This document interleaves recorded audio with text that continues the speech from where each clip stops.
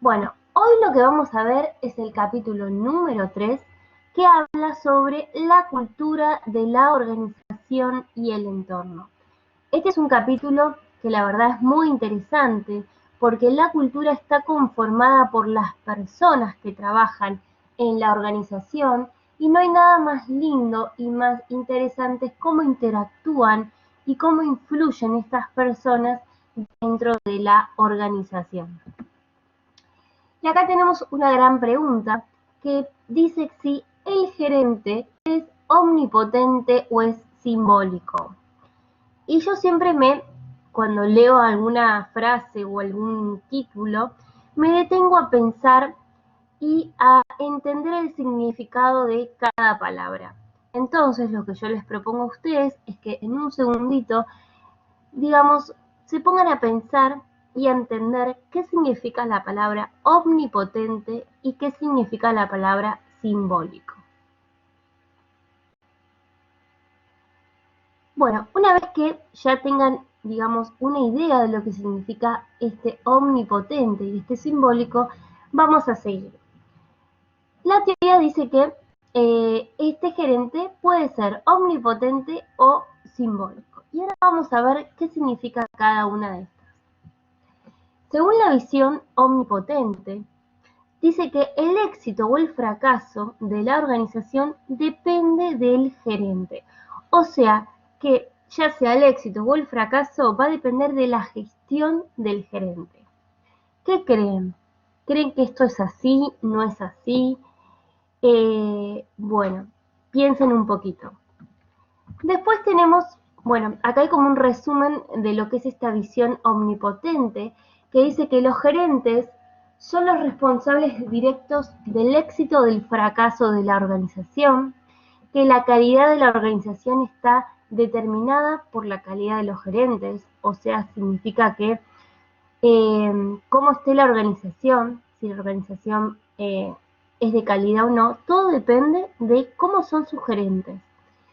También dice que los gerentes son considerados responsables del desempeño de la organización, aunque es difícil atribuir un buen o mal desempeño directamente a su influencia.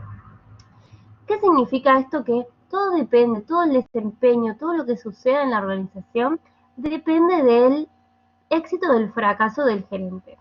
¿Creen que es así? ¿Que todo depende del gerente o no? Bueno, y después tenemos la otra visión, que es esta visión simbólica, que dice que el éxito o el fracaso se debe a los factores externos y que están fuera del control de los gerentes. O sea, lo que dice es que el éxito de la organización depende de los factores externos, de todo lo que pase fuera de la organización. Imagínense todo este asunto que está pasando con el COVID-19, cómo afecta a la organización. Entonces dice que estos factores externos, pongamos el ejemplo de esta pandemia, afecta a la organización. Bueno, acá tenemos un resumen de qué es esta visión simbólica, que dice que gran parte del éxito del fracaso de una organización se debe a las fuerzas externas que quedan fuera del control de los gerentes. La capacidad de los gerentes para afectar los resultados está influenciada y restringida por los factores externos, como pueden ser la economía, los clientes, las políticas gubernamentales, los competidores, bueno, etcétera. Y los gerentes simbolizan el control y la influencia mediante sus acciones. Bueno, acá tenemos, digamos, como dos grandes visiones o como dos grandes corrientes. Una visión es que el gerente es el que, digamos, todo pasa por el gerente. Y después tenemos la otra visión, que es una visión más que le atribuye el éxito o el fracaso a las cuestiones externas. Bueno, ¿qué creen? ¿Qué opinan ustedes? ¿Creen que es así, no es así? Dejo un poquito para que piensen y debatan entre ustedes este asunto? Bueno, yo creo que en realidad debería ser un mix de cada uno. Debería ser un mix de lo que es una visión simbólica y de lo que es una visión omnipotente, porque ningún extremo, digamos, estaría correcto. Entonces tiene que haber un equilibrio, tiene que sí ser el gerente el que tenga que gestionar, el que tenga que liderar, y también tienen que tener en cuenta estos factores externos. Entonces, con esta teoría decimos que los gerentes tienen restricciones, por un lado internas, que son propias de la cultura organizacional, y estas restricciones se refieren a que estamos hablando con personas y no hay nada más emocionante que, digamos, tratar con personas, porque a las personas les pasan distintas cuestiones, tienen muchos problemas, tienen lo que se llama la resistencia al cambio. Entonces, estos gerentes tienen que luchar con todas estas cuestiones internas que hacen propia a la cultura organizacional. Y por otro lado, también estos gerentes tienen estas cuestiones externas que, digamos, atribuye a todo lo que es el entorno de la organización. Y obviamente, tanto estas dos cuestiones internas como externas afectan directamente a la organización. Bueno, me gustaría invitarlos a ver un videito que lo van a ver, está agregado en el Google Classroom. Yo no sé si se los puedo compartir por acá, pero vamos a ver si lo puedo compartir, si lo llegan a ver, si lo van a poder escuchar. Pero bueno, yo sí los comparto para que les quede en el video.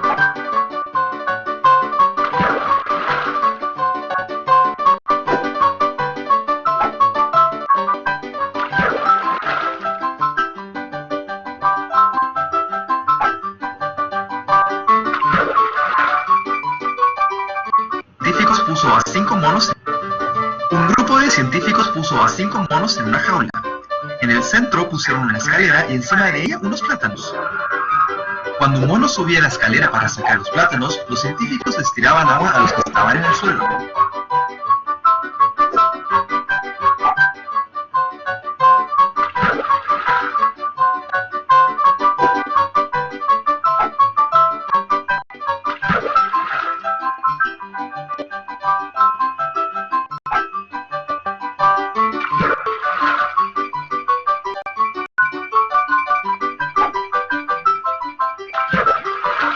Después de un rato, cuando un mono ya subía la escalera, los otros lo agarraban a combos.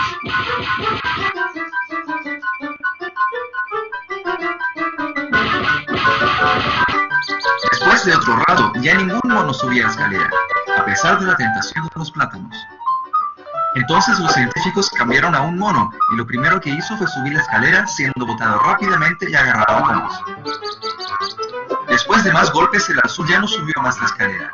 Cambiaron a un segundo mono y ocurrió lo mismo, incluyendo el primero que participó en la pelea entusiasmado. Cambiaron a un tercero, un cuarto, y finalmente al último también lo cambiaron. Entonces los científicos se quedaron con un grupo de 5 monos, y aunque nunca tuvieron un baño helado, nunca dejaron de pegarle al que intentaba subir por los plátanos. Si fuera posible preguntarle a alguno de ellos por qué le pegaban al intentar subir la escalera, de seguro la respuesta sería: no sé, las cosas por acá siempre han sido así. No puedes perder la oportunidad de pasar esta historia a tus compañeros para que de vez en cuando se cuestionen por qué se están pegando. Bien, bueno, no sé si lo pudieron escuchar, pero bueno, voy a volver acá. Bueno, este videito es muy gracioso, pero a la vez muestra realmente lo que nos pasa a nosotros dentro de una organización, donde a veces no entendemos por qué hacemos las cosas que hacemos. Y bueno, este videito explica un poquito esto, ¿no? Que venimos de una cultura que esta cultura es propia de los fundadores, o sea, el que crea la empresa y las primeras personas que trabajan, que la habitan, son los que van creando esta cultura. Y siguiendo, digamos, el videíto, podemos ver cómo al principio estos monitos hacían, digamos, querían subir la escalera para comer esas bananas y, eh, y bueno, y después y le tiraban este balde, ¿no? Entonces después, ¿qué pasaba? Esa cultura se fue pasando como de generación en generación o se fue pasando de empleados a empleados. Y después, ¿qué pasaba? Quería un monito subir la escalera y prácticamente ni quería. Bueno, este ejemplo de los del videito este, lo van a ver diariamente en las empresas de ustedes, y no solo en las empresas de ustedes, sino también en la vida diaria. Bueno, entonces la gran pregunta es, ¿qué es la cultura organizacional? Y yo acá siempre les pregunto a ustedes, para ustedes, ¿qué es la cultura? Piensen un poquito a, a encontrar una definición acerca de lo que es la cultura organizacional.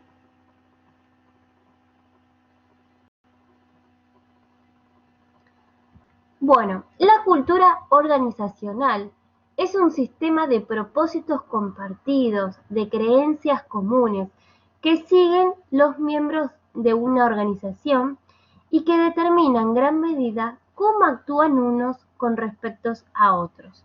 O sea, la cultura son las creencias, los valores compartidos, eh, es todo, digamos, lo que hace que la organización se, digamos, es todo lo que, son todas las creencias, los valores, eh, acá tenemos, son todos los valores, los principios, las tradiciones compartidas que influyen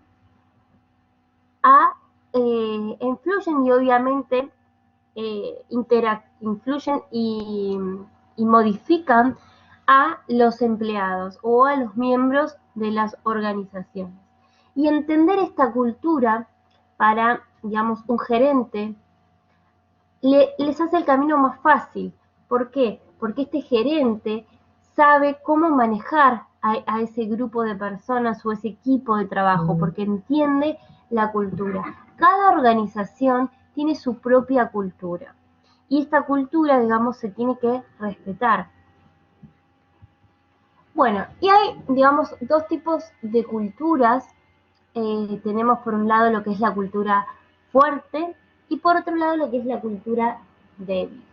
Y acá podemos encontrar que cuando hablamos de la cultura fuerte, hacemos referencia a una cultura que, eh, que los valores están ampliamente compartidos por todos. O sea, todos saben cuáles son los valores que tiene la organización.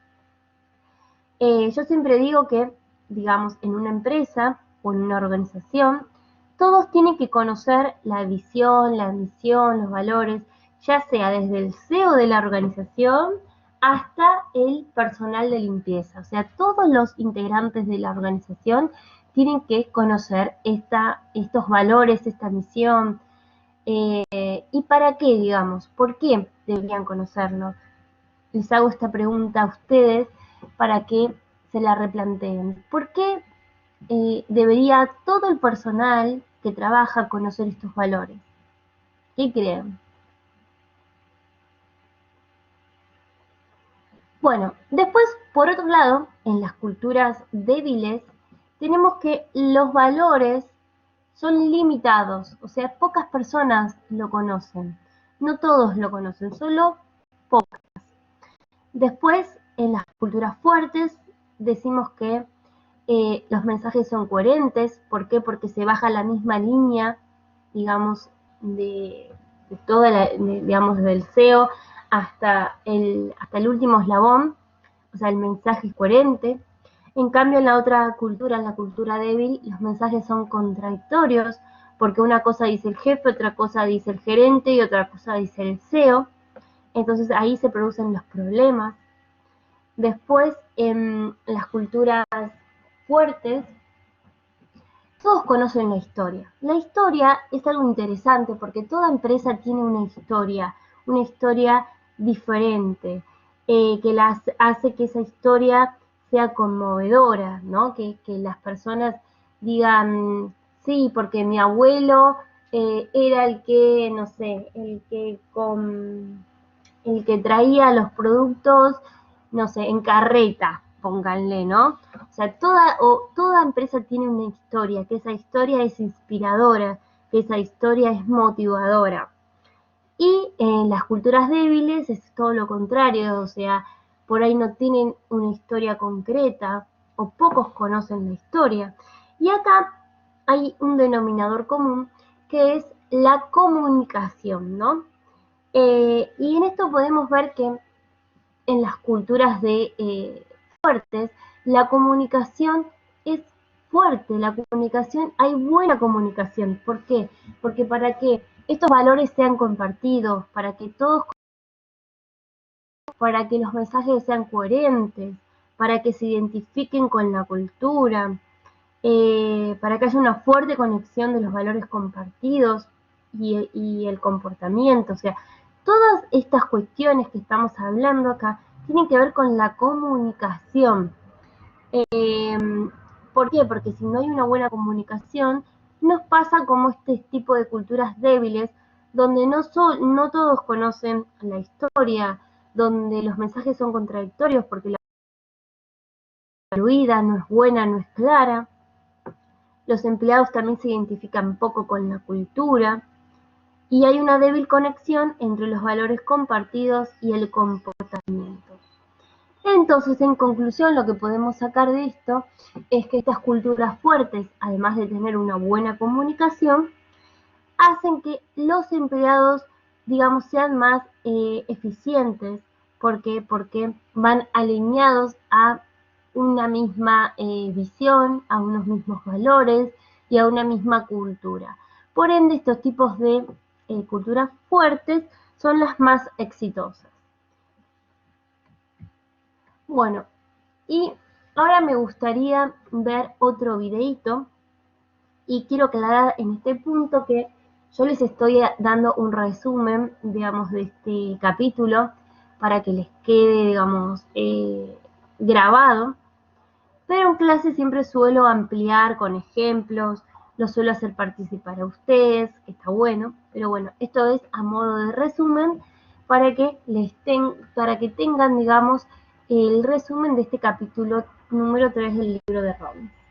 Bueno, antes de continuar con el PowerPoint, me gustaría que veamos el siguiente videito, que también lo pueden encontrar si no lo llegan a ver o escuchar acá en la plataforma esta, lo pueden encontrar en el Google Classroom en la parte de videos de clase.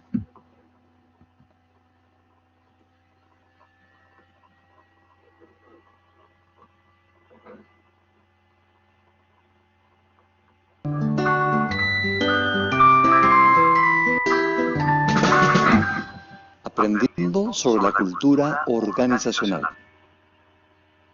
Les presento a Juan.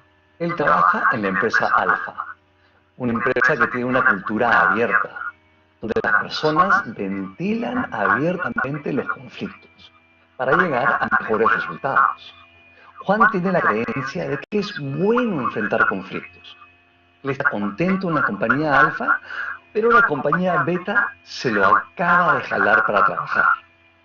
Pero Juan no conoce la cultura de la empresa Beta. A diferencia de la cultura de la empresa Alfa, en Beta los conflictos no se ventilan, más bien se ponen debajo de la alfombra. Existe una creencia compartida por todos que enfrentar conflicto es algo negativo. Pero como Juan no conoce la cultura, apenas ve algo en un área que tiene que mejorar, lo dice abierta y directamente. Cuando lo hace, todos le ponen caras raras, se sienten acuchillados por Juan, que gana rápidamente la chapa de el verdugo. rápidamente se encargan de enseñarle lo que se hace con los conflictos en beta, que es ponerlos debajo de la alfombra. Juan ahora ha descartado la creencia que es bueno enfrentar conflictos y ha internalizado la nueva creencia en su cerebro que enfrentar conflictos es negativo.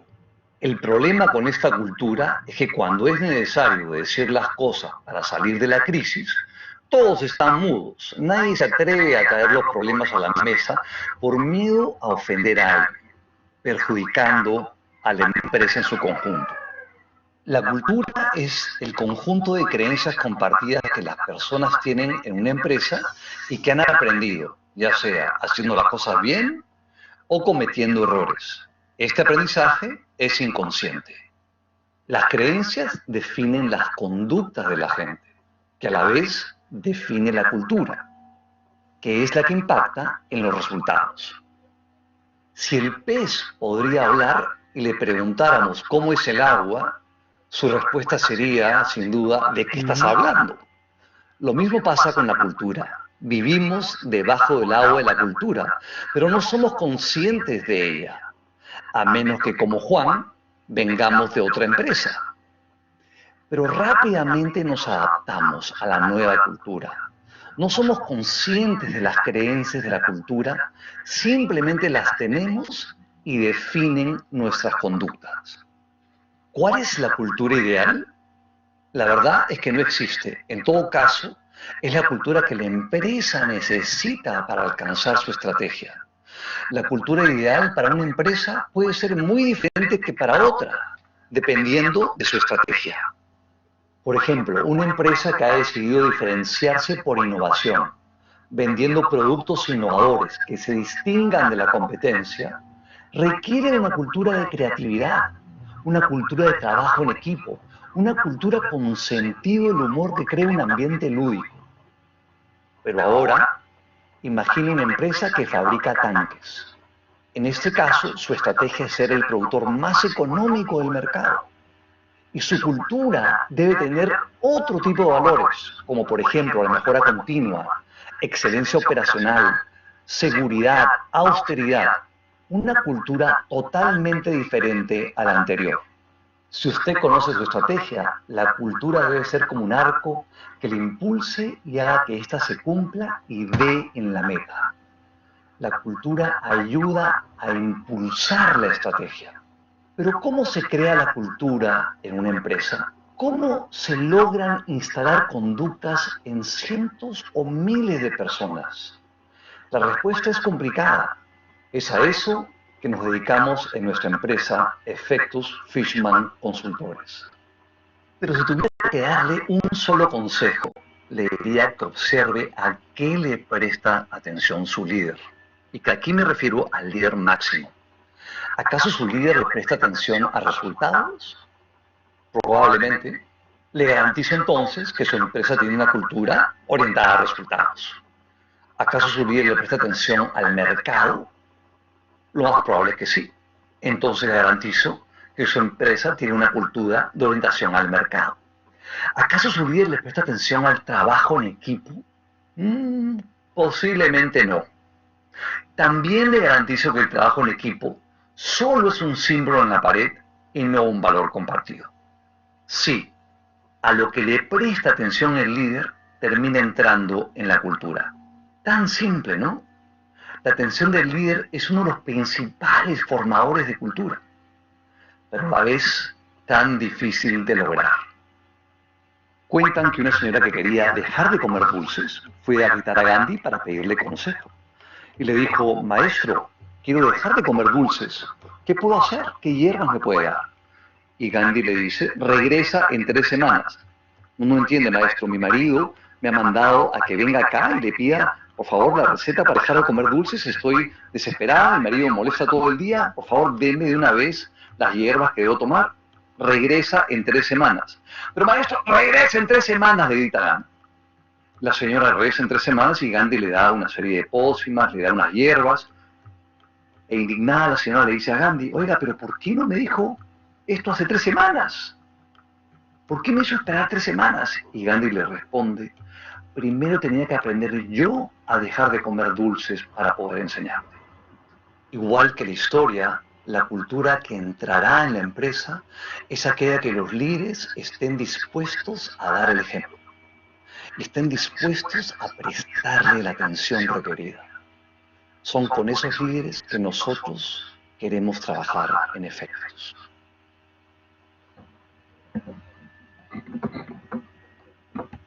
Bueno, muy bueno el videito. No sé si lo pudieron ver. Pero bueno, si no, ya les dije que lo tienen en el Google Classroom. Bueno, ¿qué opinan sobre este videito? ¿Les gustó? ¿No les gustó? ¿Qué conclusión sacan?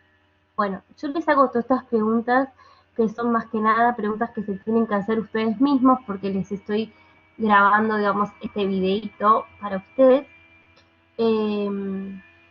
Pero bueno, son estas preguntas, digamos, que nos debemos hacer. ¿Seremos? O sea, bueno, y acá hay muchos, acá me gustaría por ahí hacerles preguntas a ustedes, donde que me cuenten alguna experiencia, si esto fue así, si alguna vez ustedes tuvieron una experiencia como este hombre que venían con con una cultura determinada y que después fueron a otra empresa que la cultura era totalmente distinta, ya sea para bien o para mal, ¿no? Y ustedes tuvieron que adaptarse a esta nueva cultura. Bueno, y esto pasa también con las empresas, ¿no? Que por ahí viene otra persona de afuera con una cultura, digamos, distinta a la que está, y esta persona puede influir o no a la otra persona. Imagínense que nosotros seamos una persona muy trabajadora, seamos una persona que no queremos perder tiempo, queremos ser muy efectivos en nuestro trabajo y ser muy productivos. Entonces, vamos a una empresa y vemos que las personas están haciendo fiaca, tomando mate, no trabajando, solo trabajan un rato. Y bueno, y nosotros que vamos a esa empresa con todas las pilas, con todas las ganas, con toda la motivación, vemos que otras personas no están haciendo nada, y a la larga o a la corta, sin querer, nosotros nos mimetizamos a esas personas que, digamos, hacen fiaca. ¿Por qué? Porque si nosotros también quizás hacemos un montón de cosas, esas personas que hacen fiaca después pueden ser nuestros enemigos. Entonces es como que, lo puse como ejemplo esto, ¿no? Pero hay miles de ejemplos de este tipo. Entonces, sin querer, nos terminamos mimetizando o acostumbrando a esta nueva cultura que, digamos, que trae la empresa. Bueno, entonces ahora la gran pregunta es, ¿cómo se forma esta cultura organizacional? Bueno, yo voy a hacer un paralelismo con lo que es la vida de una persona, ¿no? Dice que la cultura organizacional nace desde el embrión, digamos, desde que nace la propia organización. Por eso puse la fotito de este bebé dentro de la panza, porque dice que la cultura nace desde las primeras personas que la integran. O sea, desde que se funda la organización. Bueno, dice que nace desde el mismo momento que nace la empresa, queda constituido el embrión de lo que será la cultura corporativa y las bases de los valores y comportamientos del fundador. Y acá, digamos, es importante que este fundador tenga las ideas bien, digamos, arraigadas. ¿Por qué? Porque aunque la empresa siga funcionando y aunque la cultura también se vaya modificando a lo largo de los años, a lo largo del tiempo y a lo largo de las generaciones, siempre queda algo, digamos, alguna secuela de este fundador o de estos primeros empleados que trabajaron en las organizaciones. Después la empresa va creciendo y tenemos lo que es este núcleo. Este núcleo son los fundadores y los empleados más antiguos que forman las tradiciones. O sea, esto estamos hablando de este núcleo, y este núcleo, digamos, forma lo que es la coalición dominante, o sea, lo que domina la cultura. Pero la organización de a poco va creciendo y se van incorporando nuevos empleados. Acá en el paralelismo del dibujo puse que el nene ya empieza el jardín, y entonces ya en el jardín el nene empieza a descubrir y aprender, digamos, o a relacionarse con otras personas. Entonces ya el nene no es solo, digamos, lo que aprende en la casa, sino ya también va incorporando nuevos aprendizajes y nuevas culturas con los propios compañeros del jardín o con la propia vida, social que tenga, ¿no?, el nene. Bueno, entonces la organización decía que iba creciendo, iba incorporando a nuevos empleados, y estos nuevos empleados se llaman lo que es la periferia cultural, que también van influyendo a la organización. Y de a poco, muy de a poco, la va modificando y la va cambiando. Esta periferia cultural, digamos, van apareciendo lo que son los líderes, que estos líderes naturales son los que también van imponiendo su propia cultura, ¿no? Y en esta periferia cultural tenemos lo que se llama la subcultura, que esta subcultura siempre en todos los equipos de trabajo o en todas las organizaciones aparece, que se forma naturalmente esta subcultura. Y, por ejemplo, yo puse el ejemplo del jueves de fútbol con los de sistemas. O sea que todos los jueves después del trabajo, los chicos de sistema, los chicos de marketing o de administración o de contabilidad, de lo que sea, se juntan para jugar a la pelota. O puede ser que hagan todos los viernes el after office.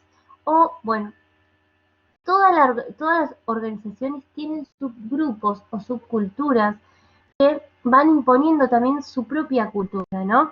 O sus propios valores, sus propias actividades, acciones. Esta subcultura dice que todos forman parte de una subcultura y ellas tienen distinto nivel de incidencia e importancia en el funcionamiento de la empresa. ¿Qué significa esto? Que estas subculturas, que siempre hay un líder natural, es el que incide o el que influye también a la organización. Bueno, esto es lo que dije, que existen estos, o nacen también estos referentes o estos líderes, que son los que van influyendo y los que van armando como estas redes de poder. Bueno, y por último tenemos, esto era cómo se formaban, ¿no? Y ahora es cómo se aprende esta cultura, ¿no? Cómo los empleados aprenden esta cultura. Y estos empleados aprenden esta cultura a través de las historias, que las historias son estas narraciones sobre eventos o acciones importantes que se transmiten en generación y son como el espíritu de la organización. En toda organización hay una historia. Después, a través de los rituales. ¿Qué son estos rituales? Son secuencias repetitivas que hacen los empleados y que refuerzan los valores de la organización. ¿Por qué les puse esta foto de las medialunas? Porque yo les cuento, cuando trabajaba en una organización privada, que era lo que hacíamos todos los viernes, cada uno, o sea, nos íbamos rotando, todos los viernes hacíamos una hora de recreo fuera del horario, digamos, que teníamos que comer, y digamos, cada uno por semana traía unas medialunas, y hacíamos mate, café, y bueno, y era como un recreito extra que nos tomábamos, pero era cuestión de todos los viernes hacíamos este recreo y lo disfrutábamos, y la verdad que nos recargábamos de pilas y de motivación, y estaba buenísimo porque nos distendíamos. Bueno, esto es un ritual, ¿no? En todas las empresas hay distintos rituales. Después tenemos estos símbolos materiales, que son las cuestiones físicas que nos distinguen. Por ejemplo, un logo que aparece, una remera que tengamos con el logo de la empresa. Y después a través del lenguaje. El lenguaje, digamos, son estos acrónimos, jerga de términos, frases. Bueno, estos son propios lenguajes que utiliza la organización, que a veces pasa que al principio, cuando empezamos a trabajar, no entendemos qué significa tal palabra o tal frase o tal sigla o tal acrónimo. Bueno, son propios de la organización que los identifican. Pónganle que para los que trabajan, no sé, en archivos, en vez de decir, bueno, pasame el archivo de, no sé, el archivo de facturas, digamos, el lenguaje que se use para eso sea A, AD o AF. Pasame la F. Vos decís, ¿qué es la F? Bueno, la F es este lenguaje compartido, es este lenguaje único que tienen las organizaciones, ¿sí? Que hace que, digamos, que hace que sea algo, digamos, único de la organización. Entonces, uno con el tiempo, estas cuestiones las va aprendiendo. Bueno, hasta acá, digamos, llega lo que es la clase de este capítulo. Y después lo que puedo llegar a ampliar de esto es que esto estamos hablando de lo que es la cultura, o sea, de la parte interna. Y después tenemos lo que es la parte externa, que es todo lo que influye a la organización, o sea, todo la política, lo económico, lo social, lo tecnológico, lo legal, lo ecológico, todo eso influye a la organización. Y es el gerente el que tiene que hacer un equilibrio entre su gestión y su liderazgo y para poder manejar digamos, todas estas personas. Y por otro lado, también saber gestionar todos estos conflictos, todos estos cambios, todas estas turbulencias que se vive día a día y sobre todo que se vive en este momento. Bueno, cualquier duda o pregunta que tengan, me la pueden hacer. Yo ahora voy a compartir en la parte de foros, en el Google Classroom, como para que debatamos acerca de estos puntos que estuvimos viendo. Y bueno, que tengan una buena semana y nos vemos.